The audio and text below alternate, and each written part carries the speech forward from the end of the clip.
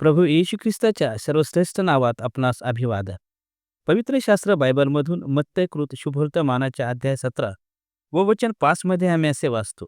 तो बोलत आहे तो पहा, तेजस्वी मेघाने त्यांच्यावर छाया केली आणि पहा मेघातून अशी वाणी झाली की हा माझा पुत्र मला परमप्रिय आहे, ह्याविषयी मी संतुष्ट आहे. ह्याचे तुम्ही ऐका. जेव्हा प्रभू येशू ख्रिस्ताने पेत्र, योहान व याकोब ह्यांना कोण्या डोंगरावर आपल्या रूपांतरित आपल्या महिमेला दाखविले, तेव्हा मोशे आणि एलिया हेही त्याच्याबरोबर महिमेमध्ये दिसले. यावर पेत्राने प्रभूला म्हटले, आपले येथे राहणे चांगले आहे. तो हे बोलत असता एका प्रकाशित मेघाने त्यांच्यावर छाया केली आणि त्या मेघातून ही वाणी झाली की हा माझा प्रिय पुत्र आहे, ह्याविषयी मी संतुष्ट आहे. ह्याचे तुम्ही ऐका.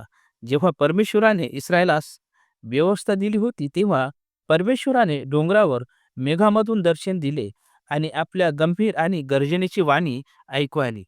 आताही देवाने आकाशातून मेघामधून बोलणे केले. परमेश्वराने प्रभू येशू ख्रिस्ताविषयी म्हटले, हा माझा प्रिय पुत्र आहे.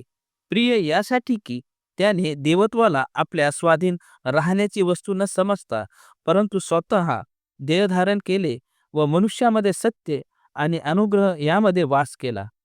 परमेश्वराच्या प्रीतीविषयीच्या चांगुलपणाला या प्रकारे आमच्यावर प्रगट केले. जेव्हा आम्ही पापी होतो, तो आशाहीन, असहाय्य, निर्बल मनुष्यासाठी बली झाला आणि तारणाचा मार्ग तयार केला, ज्याने आमच्यासाठी स्वतःला वधस्तंभावर दिले, यासाठी की त्याच्यावरील विश्वासाच्या द्वारा तारण मिळावे. काय आपण त्याच्यावर विश्वास ठेवू इच्छिणार नाही काय?